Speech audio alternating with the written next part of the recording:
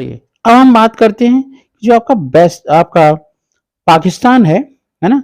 और पहले पूरे में पाकिस्तान हुआ करता था। 1971 में ये बांग्लादेश बन गया। तो पहले ये समझते हैं कि बांग्लादेश के आस-पास की ज्योग्राफी समझते हैं।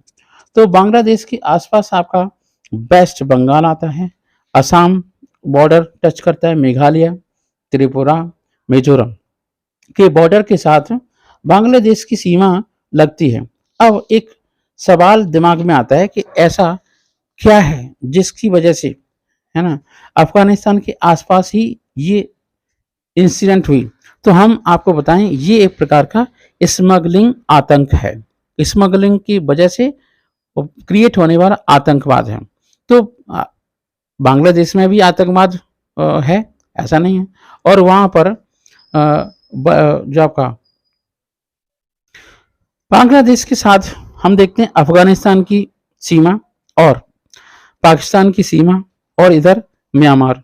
तो यहाँ पर जो इकोनॉमी है वो बहुत ज़्यादा डिपेंडेबल है किस पर? स्मगलिंग पर। सबसे ज़्यादा स्मगलिंग आपकी अफ़गानिस्तान में होती है, हीरोइन की स्मगलिंग। हम हीरोइन की बात कर रहे हैं, ड्रग की बात कर रहे हैं, ठीक है? क्या आपने कभी विचार किया है कि हमारे पड़ोसी देश म्यांमार में जहाँ सैनिक शासन है ना? दुनिया भर के सैंक्शंस उस पे लगा रखे हैं, तो उसकी उसकी इकोनॉमी कैसे चल रही है? उसके पास कोई उस म्यांमार के साथ कोई भी कंपनी व्यापार नहीं करना चाहती। यहाँ तक कि उसके जो भी लेन-देन हैं, वो भी नहीं हो रहे। तो यही एक स्मगलिंग की दुनिया है, जिसकी वजह से ऐसा होता है। अब स्मगलिंग में है क्या? इसे मैं एक एग्ज़ाम्पल के तौर पे समझाता हूँ।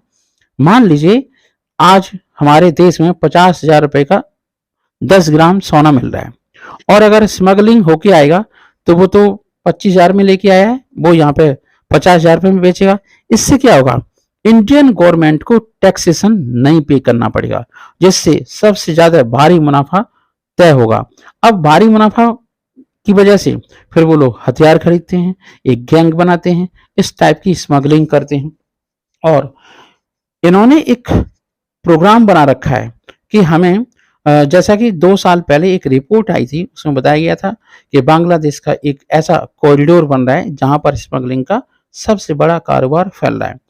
अब हम देखें कि इसके दोनों तरफ दुनिया के सबसे संवेदनशील देश हैं, क्षेत्र हैं, जहाँ भारत के पश्चिम में अफ़गानिस्तान है, पाकिस्तान है, ईरान है और वहीं हीरोइन की सबसे ज़्यादा बिक्री होती है, ज़्यादा होती है। वहीं आपका म्यांमार है, थाईलैंड है और आपका लाओस है।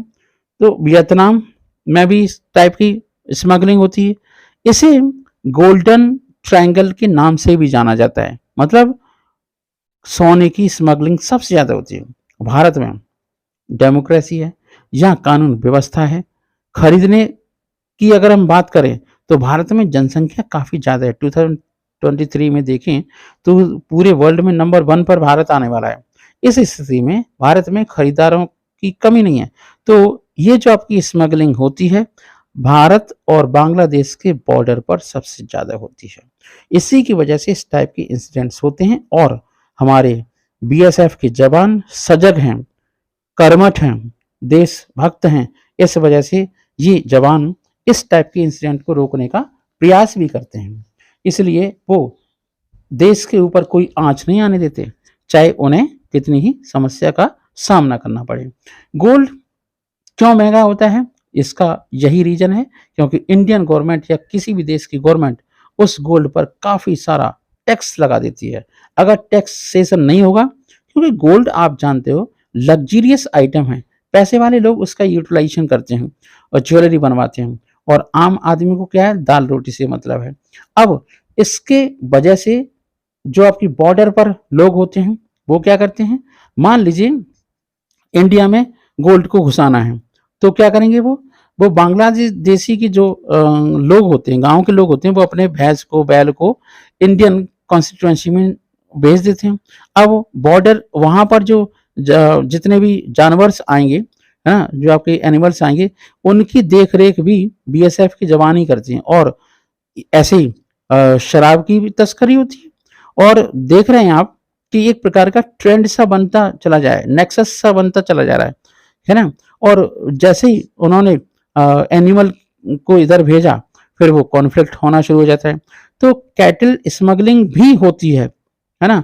जैसे मान लीजिए बांग्लादेश में नॉन-वेज खाई जाती है, तो बहुत ज़्यादा सस्ते जानवर होते हैं अपने देश में, हाँ, वहाँ से सस्ते जानवर अपने देश में भेजते हैं या अपने देश से, इंडिया से बांग्लादेश में भेज दिए जाते हैं।